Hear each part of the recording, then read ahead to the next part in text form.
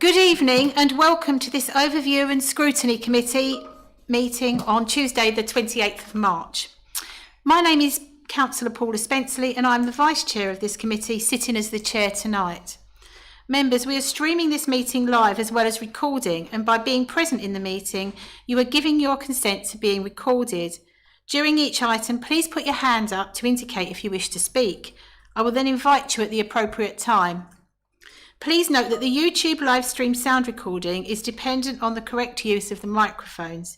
Therefore, can I ask that when invited to speak, you remember to turn on your microphone and turn it off when finished. Please reference the page or paragraph number when referring to the agenda papers and keep your contributions as clear and concise as possible. We move to apologies for absence. May I have the apologies for absence, please, Sean? Yeah, good evening, Chair. We have apologies for absence from Councillors Brian Beale, Bell, Hurd, Helm and Huebner. Thank you, Chair. Thank you. So we move to the minutes. It is recommended that the minutes of the meeting held on the 24th of January 2023, found on pages 5 to 8, are approved as a true and accurate record. I so move. Do I have a seconder for that motion, please? Councillor Mason, thank you. So we agree by assent. Thank you. Right, so now we move to disclosure of interests. So this is to disclose the existence and nature of any disclosable pecuniary interests, other pecuniary interests or non-pecuniary interests relating to items of business on the agenda, having regard to paragraphs 6 to 8 inclusive of the Code of Conduct for members. Members are reminded that they are also required to disclose any such interests as soon as they become aware, should the need arise throughout the meeting. So we move to public participation. I can advise that we have not received any submissions from members of the public tonight. So now we're...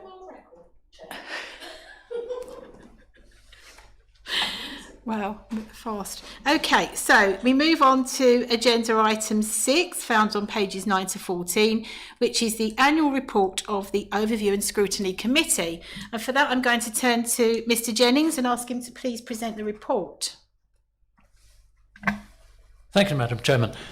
This is an annual task of the committee. Part of its terms of reference is to report to Council annually on its work over the past year. And that represents a degree of accountability to Council. The covering report merely sets the scene. All of the information, which is entirely factual, I believe, is contained in the appendix, and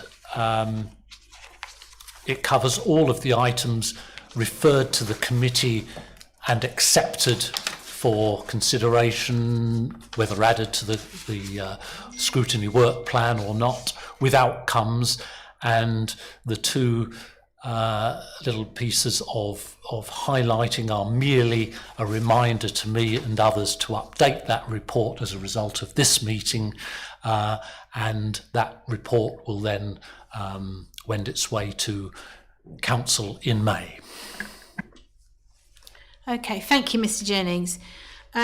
So we've got a recommendation on page 9, which is actually the recommendation to the Council. So I don't think that would be our recommendation. If I could ask you, Mr. Jennings, the recommendation would be that the annual report of the Overview and Scrutiny Committee for 2022 to 2023 be accepted. So before we move to any debate on that, do I have a seconder? Thank you, Councillor Mays.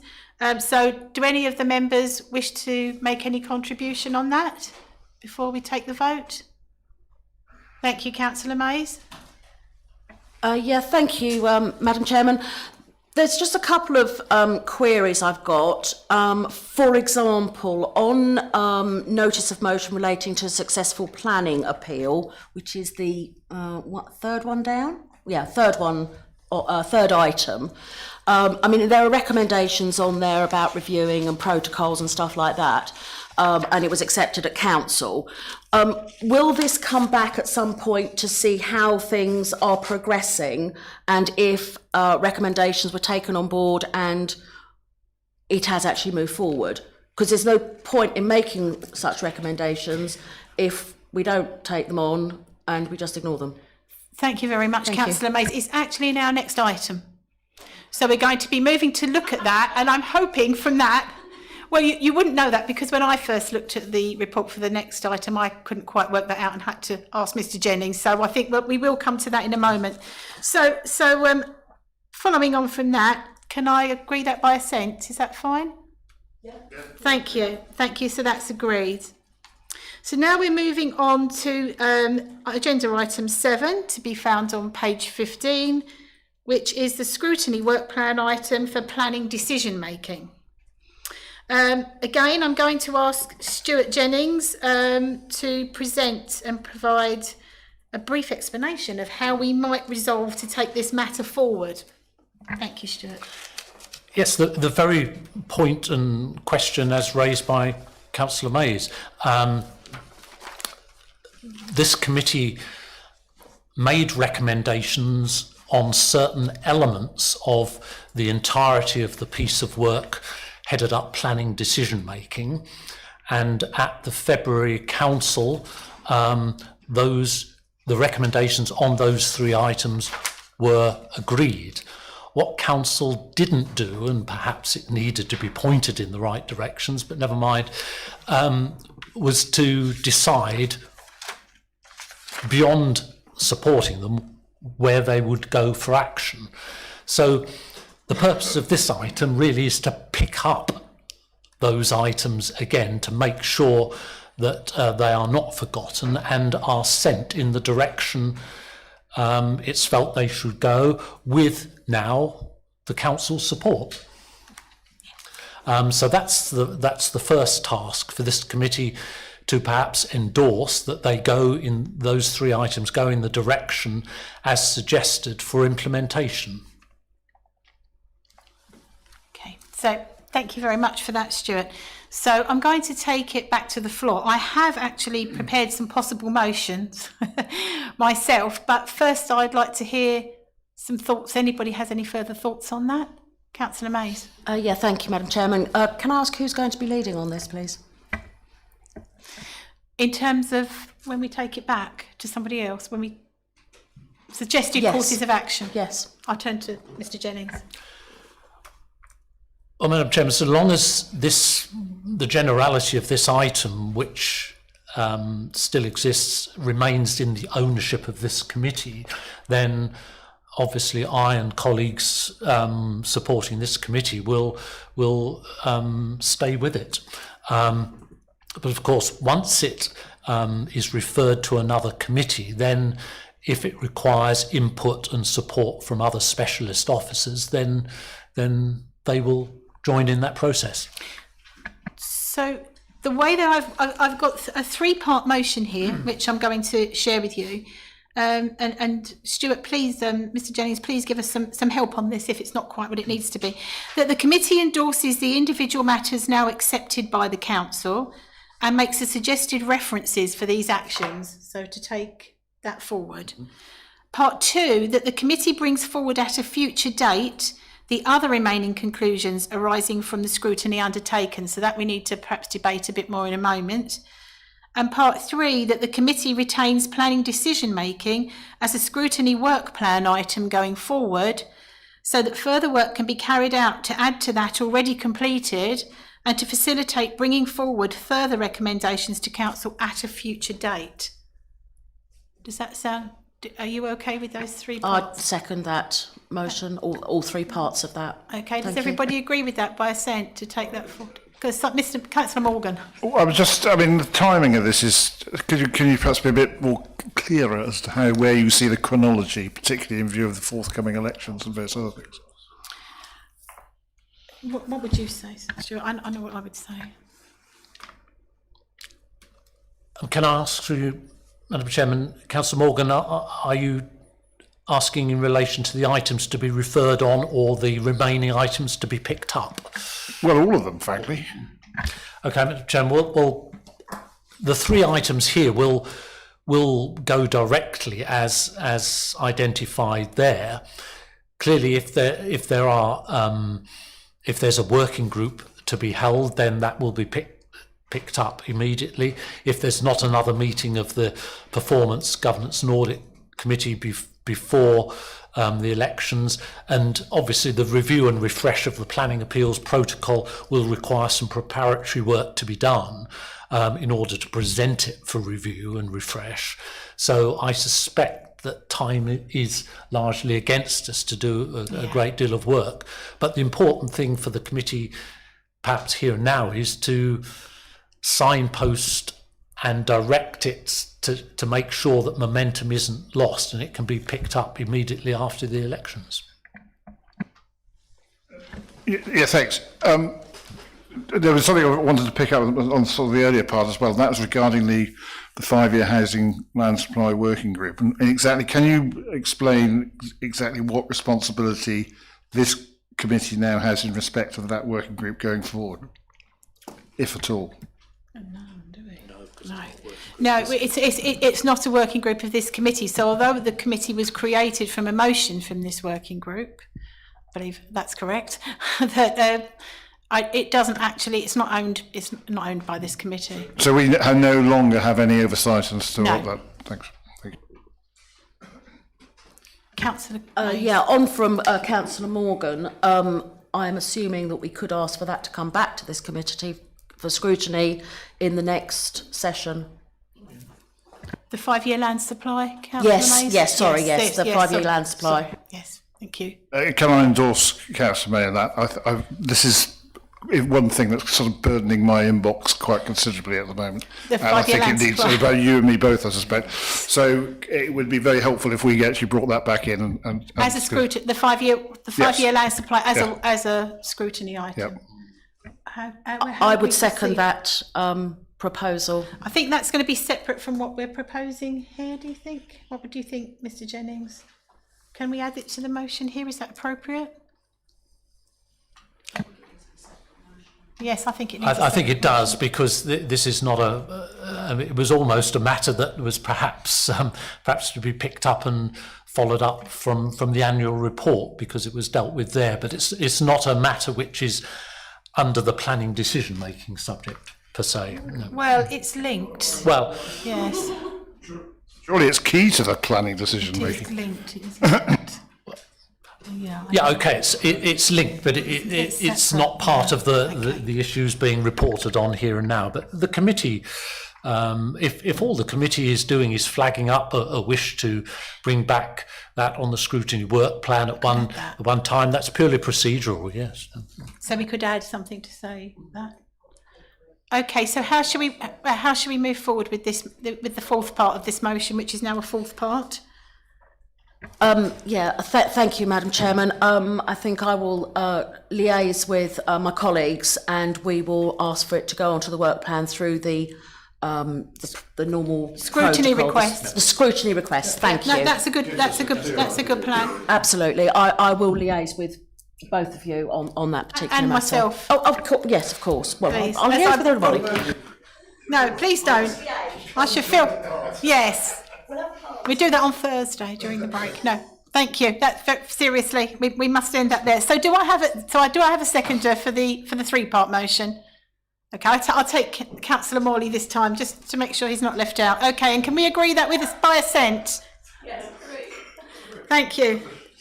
I knew this would be fun tonight. Okay, so we're going to move on to 8, which is, sorry, I'd say that again. Yes, agenda item 8. Thought I got my numbers wrong. On pages 17 to 19, and it's the report potential scrutiny work plan item, planning enforcement. And I have this here as a member of the working group to present to you. So I hope that, I'm not going to read through the whole thing, because I'm hoping that members have read this, but I would draw your attention particularly to paragraphs 3.5 and 3.6 on page 18. And we have here, and I will just read these out. Process mapping for the life of cases would be developed. However, this was likely to be rather ideal world, and therefore represent an aspiration in the present circumstances. Linked to this would be a further review of the enforcement policy, which would need to align with the process map and better reflect degrees of any prioritisation. A more accurate assessment and a recommendation as to resources should ideally await completion of the master spreadsheet, since this would give a truer picture of the overall workload. And I think this was one of the reasons why the recommendation talks about carrying this forward as a watching brief, but I also have some concerns that we need to maybe add more to the idea of the watching brief in the motion. I shall certainly come to you in a moment, Councillor Mays. The second point that I wanted to point out at 3.6 was while the concept of a compliance officer would be an ideal component of any enforcement team, to have a conditions monitoring officer to dovetail in with the work of development management might be a better solution. A critical look at the extent and enforceability of planning conditions imposed generally would be a useful exercise. Changes to the MPPF were likely to provide greater clarification in this respect. Planning committee members had a role to play here, looking critically at officer reports and recommendations as to conditions. But the point that comes out there is again around staffing and resourcing. And I just think that, I'll read out to you, and then I'll move to the debate, the recommendation, and then we can take the debate forward. That the committee receives this report on the issues and concerns previously raised and accepts the conclusion of the working group that this item remains the subject of a watching brief for further review after May. But I'm going to open the debate up now, because I do know that some of my colleagues here have things that they would like to say. So and who would like to speak on this? Was that an indication as well from... Okay, I'll start with you, Councillor Mays. Thank you, Madam Chairman. I'm actually going to just refer to the points that you highlighted. I agree, process mapping. My major concern is basically nothing has happened, as far as I can work out, for the last 6 months. I know that may seem very unfair, but certainly as a member, I don't see that anything has actually come to fruition. That was on 3.5. And 3.6, compliance officer, how likely is that to ever come to fruition? Also there's the recommendation for conditions and that sort of thing. Now that it seems actually perfect in an ideal world, but how does one do it as a member? We have received no training on how to actually put forward any sort of condition, what is reasonable, what's not reasonable, in actually moving forward. And I think this is something that perhaps should be flagged up and go to the member training working group. I think that's what I said on.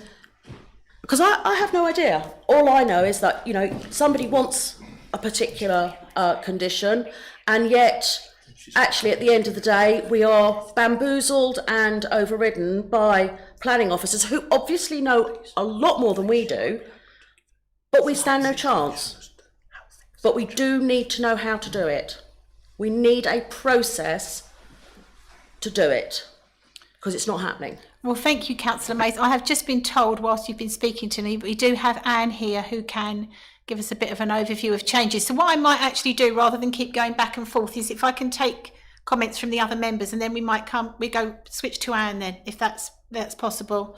Is that okay, Anne? We're going to do it that way. Yeah, that's fine. Fantastic. Absolutely fine. Okay, so who else would like to speak? Councillor Morley? Thank you, Chair. Yes, Madam Chairman. Last time we discussed this, it was compliance. Do you mean following up on the conditions that have been complied with by the builder?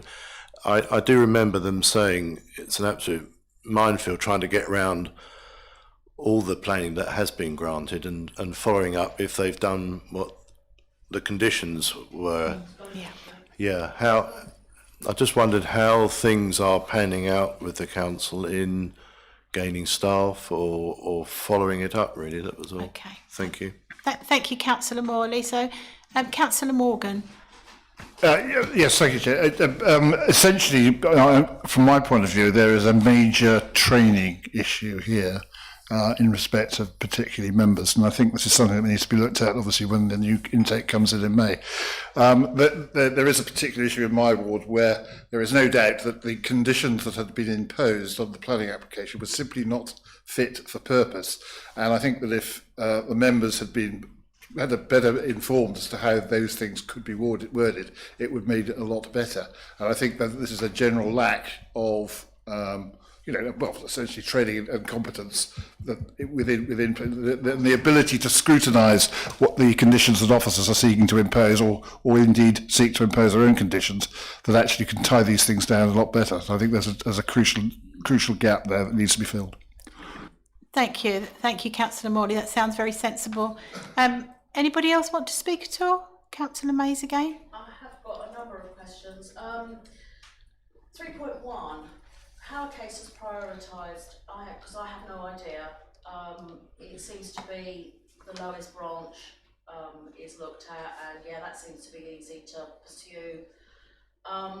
What are the specific categories of enforcement? What are the protocols? Out-of-house investigations. Well, how's that going to work? Who's going to do it? I don't know. Closing cases. Who's responsible for closing cases? How do we get them off this list so we actually can see the reality rather than the non-reality? I understand the idea of a compliance officer.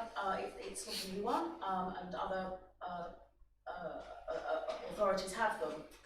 3.2, what is the current level? And I think we need to know what our current level is, not what it might be, or what it was 3 months ago, but also what it was like 3 years ago, 4 years ago. Is there any trend? Is it literally one or two that come in? Not this 560, which is clearly just bizarrely big. Who is the lead specialist, local plans and implementation? I understand from Mr. Jennings that is actually Mrs. Shortland, but I'm not entirely sure. Self-help mapping app. This is being looked at. Is there a likelihood of this being brought in? One of my biggest bugbears, though, is 3.3, and has come up time and time again, and that is the copy and paste function. Please stop using it. The use of plain English that a general member of the public will be able to understand, and appalling, and I mean appalling, grammar. That, along with attendance by officers, some, not all, and not all at some times. So some of those officers don't always do it. You know, they're appropriately dressed. There is a lack of professionalism out on the street. That is the perception that I am being given. I don't know. I haven't seen them in action. Would be great to see them in action. They're not showing ID cards. There's just, I'm a planning officer. I can do what I like. I have the power to do this, that, and the other. And there is a whole lack of.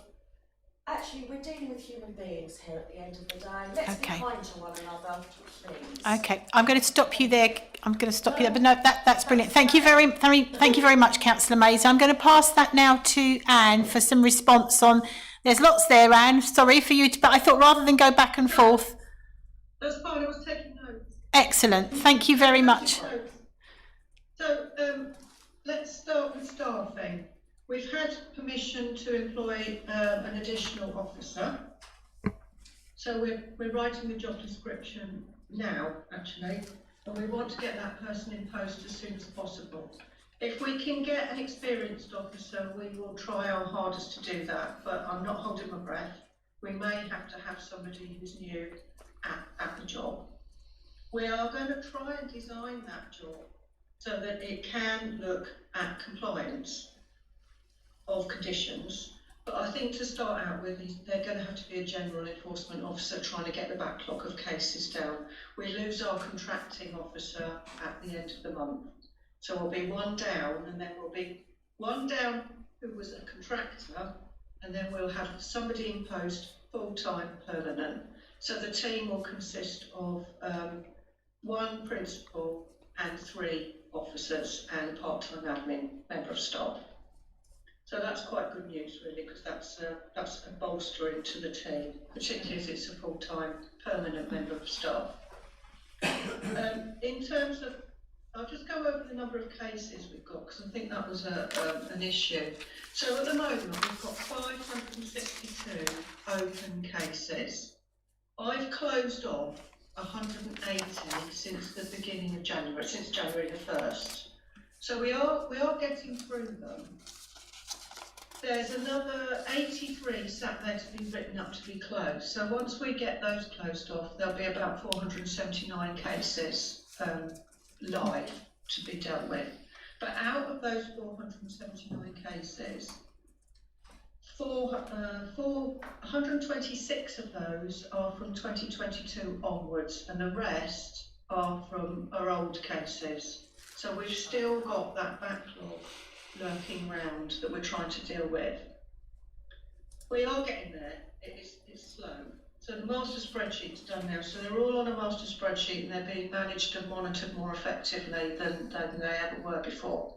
We've got 11 notices in the pipeline to be served. We've served 2 since January.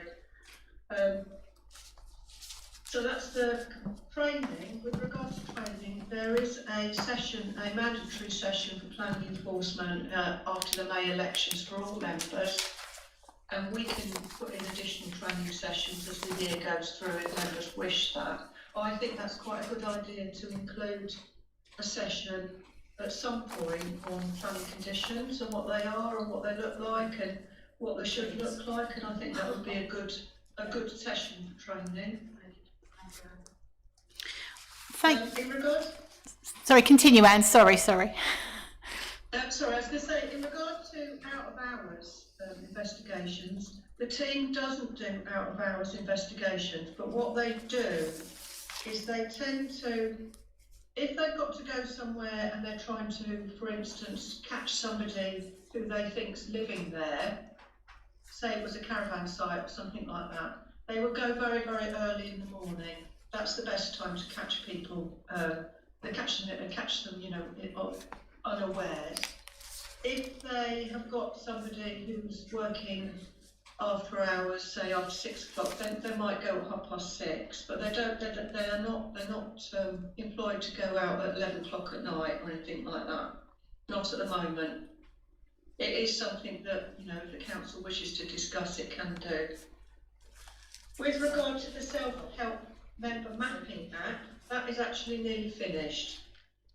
So we're going to roll that out after the elections, probably at the training session of members for enforcement. We've got to move a lot of the data to a new place on the computer system of the council, but the mapping app itself is actually nearly finished.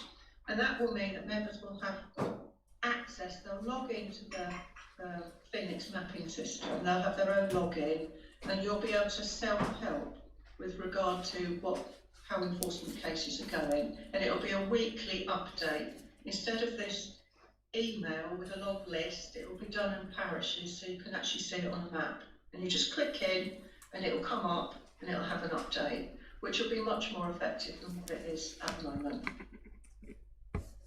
I think that was all the questions, wasn't it? The other one, Anne, was just the thing that I was raising around policy review and when that's happening, and obviously looking to, which I'm probably going to add to our motion, looking at that as a focus as well from overview and scrutiny, being that we've had the issues that we have and that we have the report that we do before us. Do you know when that policy review will happen? Because one of the things that I observed, for example, was that as you said, from when you came to speak to the working group, certain issues need to be prioritised, as in fact Councillor Mays was also saying. But within that policy, it doesn't really, the time limit that's given isn't very immediate for those things which need high priority, or I couldn't see that it was. And I just wonder if, when you do the review, it would be quite nice, I think, if we do keep, and I'm going to actually motion, and we'll see what members think in a moment, rather than keeping it as a watching brief, but to actually take it forward as a scrutiny work plan item, with a focus on policy review, resourcing and ongoing review as well. I'm thinking of doing that because we want, in a supportive manner, actually, Anne, so that we're there to because then, if necessary, from our findings, we can then, yes, exactly, we can understand, and we can also then make recommendations to other committees. So, you know, I think that's probably that we would be the right committee to be carrying on with that, and that's my feelings on it. Do you know when the review might happen of the policy? No, because I'm only caretaking enforcement, so I presume if I carry on, you know, I would want to do it probably after the elections. I think we need to get our officer in place. Yes. And I think we need to get those numbers down, because the trouble is, when you're doing that work, the other work, you're not doing enforcement. No, I understand. You know, so I think maybe after the elections it is the right time to do it. And I do agree. I think members should be involved in that and help us to set the priorities and to look at the processes. Yes. And be happy with it. I mean, in reality, a listed building or a tree case, you should be going out either the day, yes, or the next day. They are the top priorities because they are an offence. Yes. And then you need to kind of work a gradient down from that on how quickly you're going to see things. We don't particularly have that. I don't think it's clear. And I think reading the room here tonight, and also thinking forward, because obviously there will be a change of administration after May, I have a feeling that with things as they are, because we're not at that place yet, this will only end up coming back otherwise as another scrutiny request. So. And then we could go back to square one. So I'm thinking actually that we should amend the motion the recommendation that we had before us to more or less what I was saying there. Okay, so let's see if we can work on that motion. So it was that the committee receives this report on the issues and concerns previously raised and accepts the conclusion of the right. I think so. We need to change that raised and keeps this item. Would that be right? As the subject of keeps this item as a scrutiny work plan item. What do you think on the wording there? Just on that point, Madam Chairman, it's been described as a potential scrutiny item, yes, because it's been going back and forth between, yes, the committee and the working group to establish more information and understanding. I think if you're wishing to make it a scrutiny work plan item as of now, yes, to give direction going forward, then actually May. Say so. Okay, so make that operative decision. Brilliant. That this committee receives this report on the issues and concerns previously raised and adopts this item as a scrutiny work plan item. I think we'll go forward with that. I'd also like to add a line. Do we need to add a line with a focus on policy review? Yeah. I think staffing resource and ongoing review as well in terms, yeah, of the performance, but ongoing performance, yeah, review. So that would be fantastic. And then because we don't know after the election what the setup will be, whether it will be a working group, whether it will be the whole committee. So I think that makes sense to take it forward and not lose the work that we've already completed. Okay, thanks ever so much for that, Anne. It's really appreciated. Thank you. Thank you, members. So we're going to move on now. Oh, the vote, Madam Chairman. Too excited, and we've got Councillor Beale. Gone to sleep. The rest is going to follow. Okay. Right. Basically, there was some good news and bad news there. I mean, Anne's turned around and told us that she's got rid of 180 enforcements. Was that because they were resolved? Because they lost the will to live, or the lack of staff to actually close them off? And on a positive note, I'm so glad that we are going to break it down into parishes, because I mean, I think the last time I looked it was 318 pages and I lost the will to live after 158, I think it was. It was just ridiculous. But at least if we can condense it into specific areas, you haven't got to go through the whole lot. I think, Councillor Bill, rather than get Anne back again, I think we conclude from the first thing that you said that probably cases that have gone were a mixture of all of those things. as well as some that have been resolved. And unfortunately, that's what this committee has got to try to help and support the officers to resolve going forward, is my view of it. I don't know if everybody agrees with that. But can I have a seconder to the motion? Because I nearly went without voting. Yeah. So, But it's been historical ever since I've been on the council. Well, It's normally been lack of staff. and I think We've had that's- like 1.25 members Yes. of staff, but Anne's now saying there's like 3 or 4 of them. So I think that's all the more reason why it's time to take this forward as an item for after May. So, Definitely not now. so I have it seconded there by Councillor Mays. Can I agree by assent, or does anybody else all agree by assent? Good, fantastic. It's been done properly. Wonderful. Okay, so moving on to agenda item 9, which is to be found on page 21. And it's a potential scrutiny item referred from Performance Governance and Audit Committee, otherwise known as PGA. And I have here, Stuart's going to go through the report that we have here. It's just a single page report. And then I think we'll go through discussing it further after that. Thank you, Stuart. Yes, Madam Chairman, at this point, or at this stage, it is for the committee to actually formally accept the reference from PGA and decide how to deal with it, either to add it to its scrutiny work plan or whatever. So the purpose of the note is little more than to set the scene for the position as reported to PG&A committee at the time this matter was referred, nothing more than that.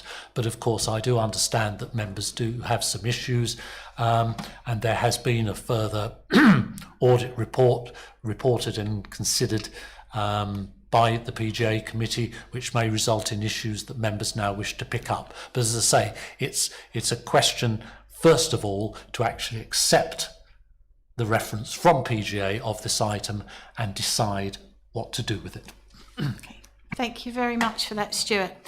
Okay, so I am going to move to the debate, but before I do, I would like to highlight the link that's in the report, because to me that was very important, because you get a lot more detail from reading the audit report itself that we had the link to. And I can see that we've got Mr. Geller with us here, who hopefully, I'm going to go through the same thing, Damien. I'm going to ask members to speak to this, and then if you could note some of those questions rather than going back and forth, I think that could be a more useful way of proceeding. Do we have anybody who'd like to comment on this particularly? I do, but I'm going to wait till everybody else has. Councillor Morgan.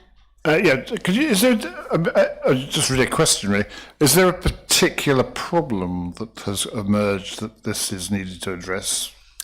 Or is it just people being sort of prudent and cautious? As I'm going to refer that back to Mr. Geller afterwards before I say anything and add my own questions, but we'll take that question. Thank you, Councillor Morgan. Anybody else wish to speak? Councillor Mays.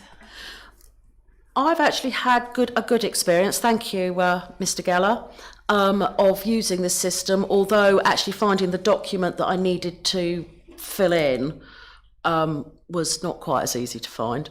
I would like to see this on the work plan, and I will listen to the rest of the debate and what you have to say. Okay. Anybody else? Okay, so my questions really and concerns. So to give a bit of context, you know, I have been trained with Ofsted, and I was in education for a long time. So I think we've all read the news recently about the very tragic events related to that. Safeguarding is a huge issue. It's not something which you can just dismiss as one of those things. Now, I'm not suggesting that anybody's done that, but I have to say that when I read the audit report, I had to, you know, almost stick my hair back on, because to me, it is quite, and I think Mr. Geller, you'd agree with me there, it's quite concerning, because it looks to me as though we've had issues with ensuring that contractors and volunteers are properly DBS checked.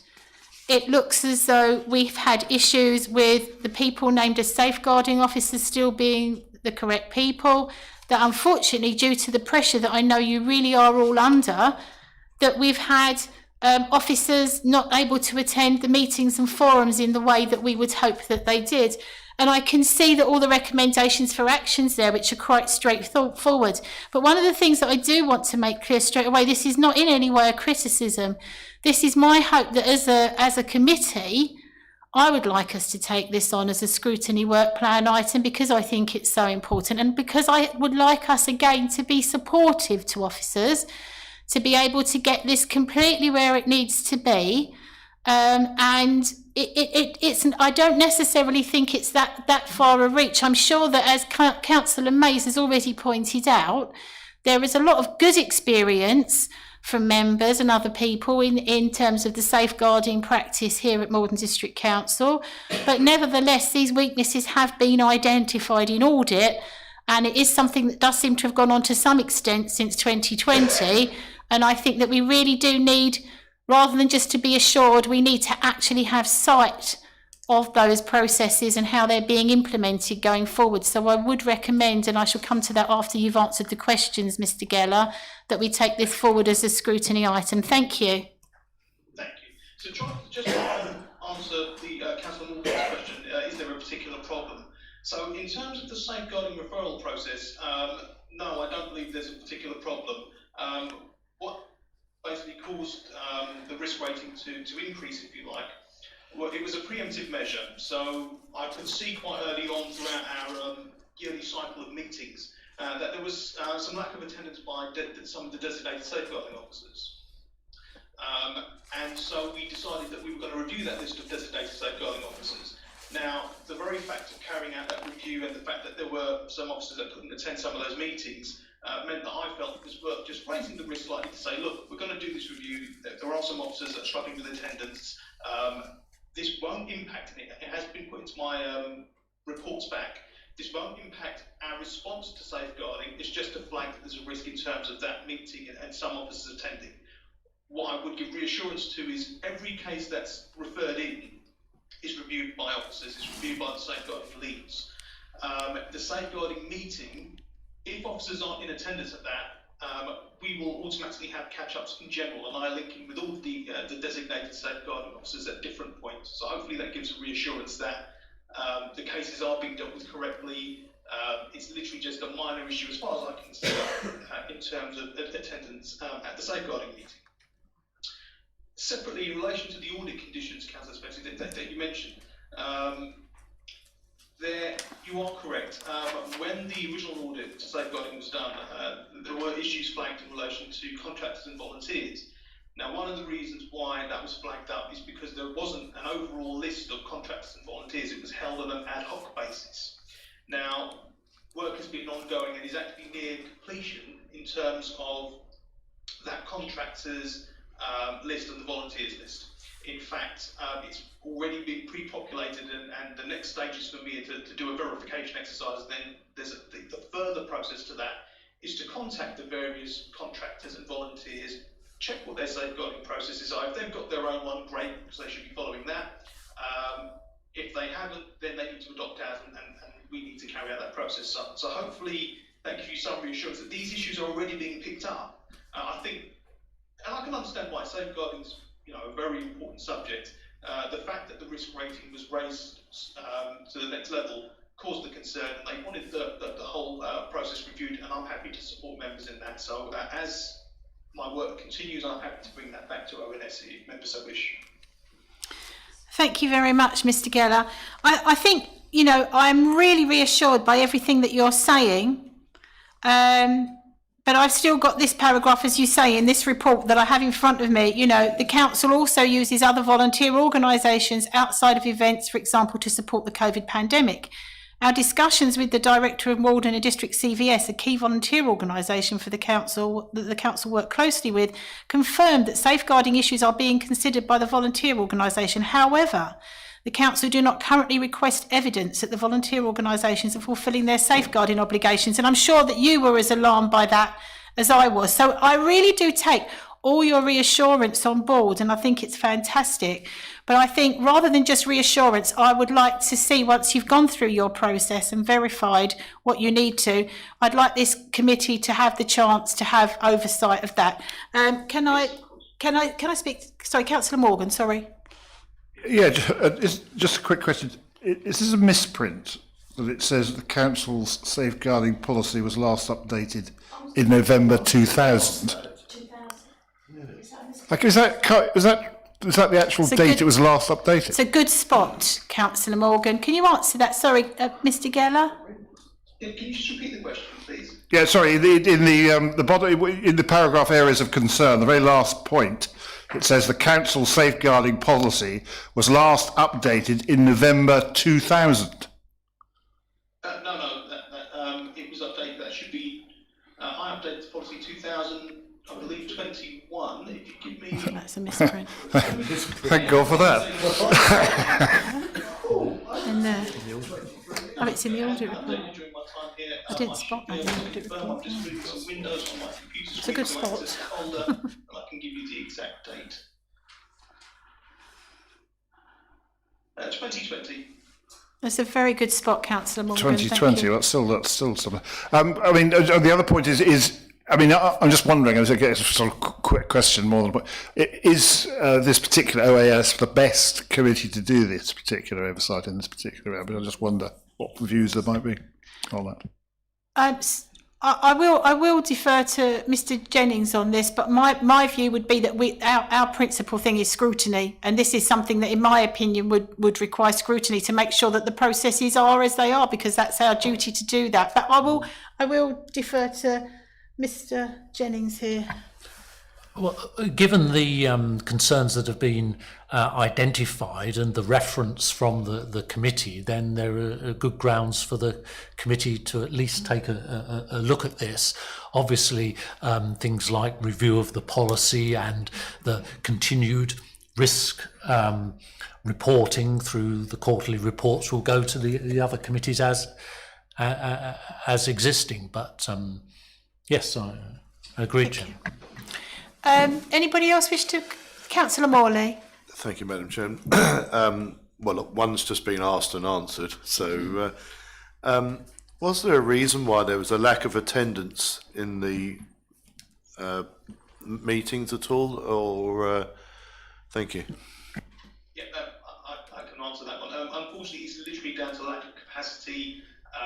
There were a small number of instances where officers have moved posts, and so therefore it's probably not appropriate to the current role that they sort of play the designated safeguarding officer role. But predominantly it was capacity to attend. Okay, thank you. Any other? Councillor Mays, just one more from Councillor Mays. Thank you, Madam Chairman. How long should we be deeming it sufficient to actually ask for a conclusive report to come back to this committee? Are we looking at 3 months? Are we looking at 6 months?